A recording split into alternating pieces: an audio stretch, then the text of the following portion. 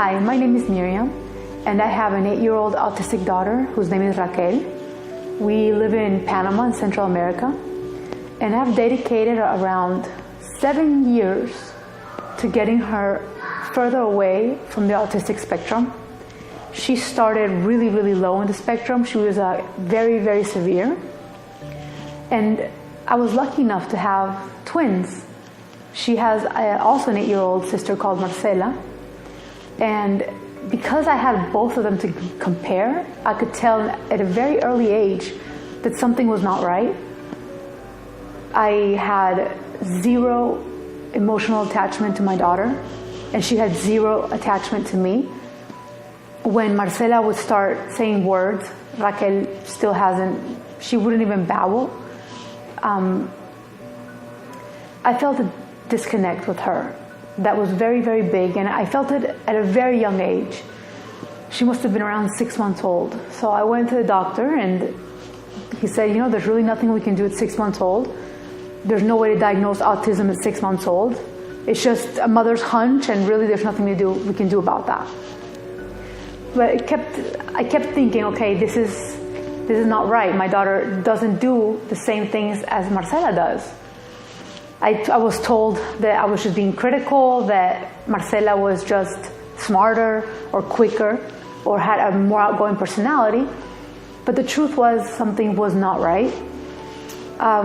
She never looked at your eyes. If you wanted to talk to her, she would never pay attention. And around 1.5 years old, it was very clear there was something wrong. I went to say, Raquel, and I don't know, I expected her to turn around and look at me, and she didn't. So my husband tried, Raquel, and screamed right by her ear. And she didn't even look at him. So we thought, okay, she must be deaf. We took her immediately to a doctor that did tests on her, and he scared her with a loud noise, and she started crying, and he said, okay, she's not deaf. So then why isn't she looking at me when I call her name? So time went on, not much time, but I went to the United States, and I went to go see a doctor, and I said, okay, I know that my daughter has something. Is she autistic? And he looks at my daughter and he goes, no, she's not autistic. She's severely autistic. Can't you see? And it was a shock for me, because here where I live, they would tell me there was no problem, that she would talk eventually. But here's the thing. My daughter would hurt herself. She would bite her arm all the way from her wrist up to her shoulder. She would isolate herself in her bedroom. She used to love to play with her shadows. She would mimic her hands and look at herself in the wall with the shadows. Also, we couldn't take her anywhere. If we were to leave the house, she would become hysterical. It was like a panic attack. She didn't know what was happening to her. It wasn't a tantrum. It wasn't like I'm unhappy because this happened to me. She just literally did not understand what was happening around her. So we couldn't take her out of the house. I tried so many times just to have a regular Sunday in the movies with my daughters and my husband, and it wasn't possible. So I started trying 1,000 different things. I did a gluten and casein diet, which I'm still doing. I did hyperbaric chambers. I did GCMF. I did IVIGs. I've done it all. I have done so much. And that's why I say the last 7 years I've been literally looking for solutions for her. And we finally saw the light when we came to the Brain Treatment Center. 4 years ago, it was still pretty new for autism. And we were walking in not knowing what was going to happen. But I finally got my break. Because I walked in and they said, okay, we're going to test out a week. We're only going to do you a week. And if she responds, you can stay. And my husband was very thankful for that, because I had him crazy, doing so many crazy things. And he said, okay, if this company is going to let us do a week, then we can try at least to see if it's something that can work. So they did an EEG on her, and they sat down with me. Without even looking at my daughter, the doctor told me exactly who she was. He said, okay, your daughter can't speak. Your daughter has high anxiety levels. I don't think she really knows much of what's going on in the world. Her processing is really off. She does not have an organized brain. And it definitely felt true to me that information that would come to my daughter wouldn't be received the same way it would a normal child, because she never followed instructions. She never looked at your face. She didn't speak. She was severe. She was severely autistic. So he basically described my kid in a nutshell, and I just had a good feeling about it. So we did the first day of treatment, and she seemed to enjoy it, which is really weird because she cries all the time. If she wasn't in her four walls, it was very bad. So we did the first treatment, and I drove an hour and a half to my aunt's house in Los Angeles, so I wouldn't be alone. And she was pretty much the same. I didn't see much change that day. The next day, the first change I saw was she was happy to get in the car, which was usually hell for me. To get her in a car, to go somewhere, it was kicking, screaming, biting. But she got in the car willingly, and that to me was a change.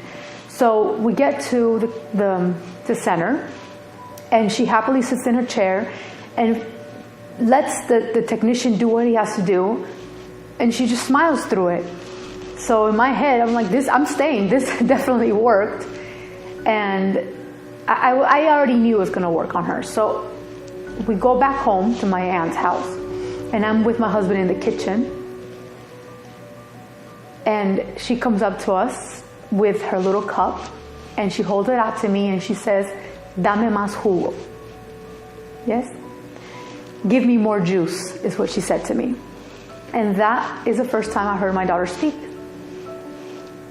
And oftentimes people ask me if I cried or what. And when you see a miracle such as this, and it's so spontaneous and unexpected, there is no crying. We were just in shock. Me and my husband just stood there looking at her.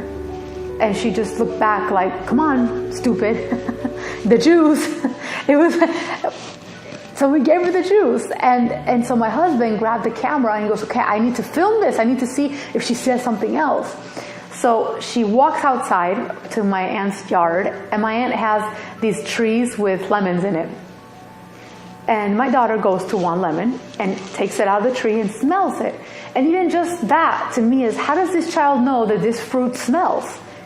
She has never had a chance to go outside and look at something like this. She wouldn't allow us to take her.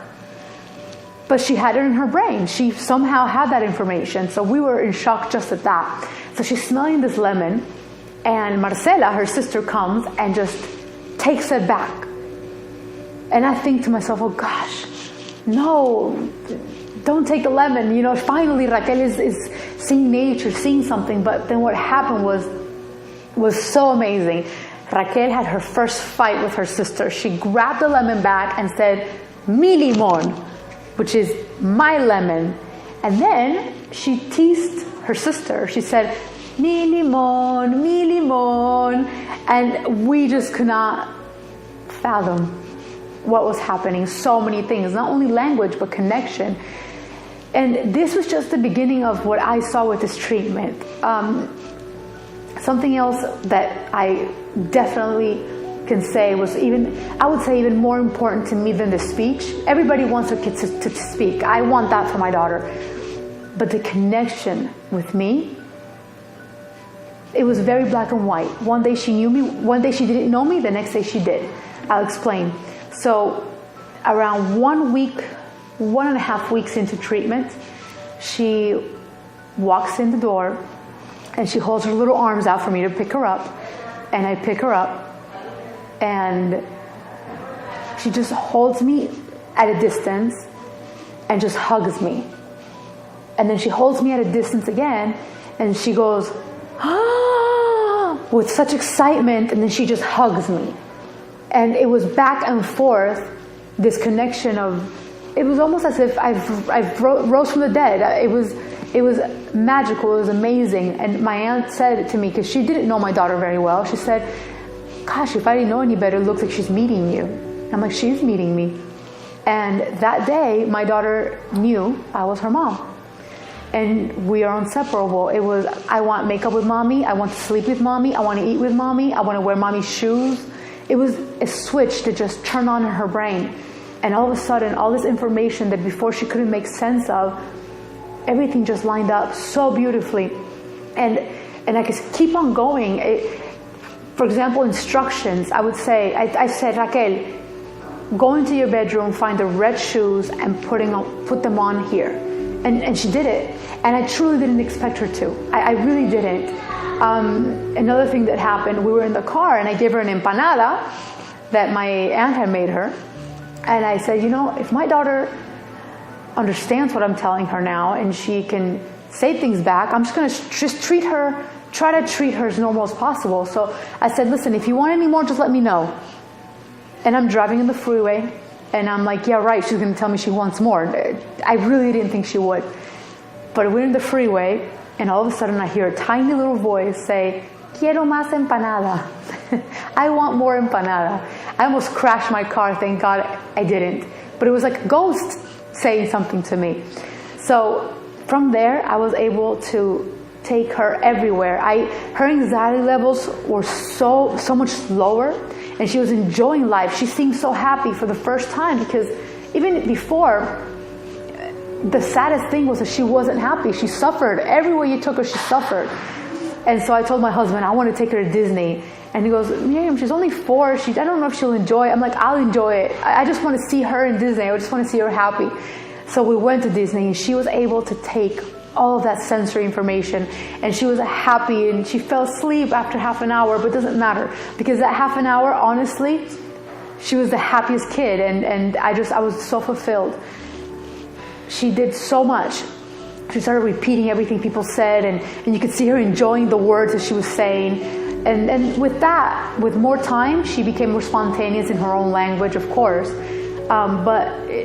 She's just a different kid now. She goes to school, a regular school. She goes with a shadow. She still needs guidance. She has very little adequations. Like in math, she's pretty much caught up.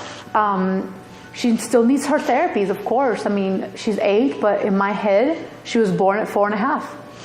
At 4.5 is when, thank God, to this treatment with BTC, everything just turned on. It was like God just returned her to me. And I did sit the night before my last treatment. I sat all night, and it was around 4 in the morning that I couldn't sleep, and I was restless because I didn't want to come home. But I had to. I was 5 weeks away from my other daughter, from my husband had returned home. But I didn't want to leave this technology. I didn't want to leave. And also, I thought to myself, why was it chosen for my daughter to have such a great recovery so quickly? I mean, I came in with a very severe child, and I left with so much of a better prognosis. And I just decided that maybe it was just my mission to bring it to where I live, to Panama. I know so many kids here, and I had so many friends who couldn't travel like I could, and so I just started bugging them. I went that last day and I sat with everybody and I said, I really need to take this home with me. I don't know how we're going to do this, but I really need to take this home with me. I have so many kids, and I started telling them about all the kids I had that I could help, and in Central America, so many kids that needed, that couldn't travel to the States. And so I just started a relationship with them, and yeah, I think they were pretty annoyed at me for a while there. You know, I called every day, all day long, but we were able to do it. We were able to open up our center. And now I see so many cases. I have hundreds of cases that we've treated. I've seen kids say their first words. I've seen adults say their first words. I've seen mothers cry. I've seen mothers have miracles like I have. I've seen kids, who've gotten better. And I have to say, because it's important to say, it doesn't work on everybody. It works on 80% of people. To me, they're very high stakes. 80% for us is a great number. But it is true, you know, some kids, they don't respond as well as others. Every brain is different. So I give my testimony to you so you could try it. Try a week and see if it's something that could change your life. For me, anything that could get her better, even if it's just 1%, was worth it. But I got so much more than that. And I have seen patients get so much more than that and leave here different and with new opportunities. And I continue this work, and I continue to push my daughter, and she continues to get better, and we'll see how it ends. I'm so happy to be given this opportunity, and I am so happy for the miracles I saw in her and I see in every kid that walks in here almost every day. And we'll give it a try. Give it a try and see if it's for you. And if not, then there's so many other things that you could try. There's no giving up hope. That is the last thing any of us need to do. And well, thank you for listening to my story, my journey. And well, I hope that all is well.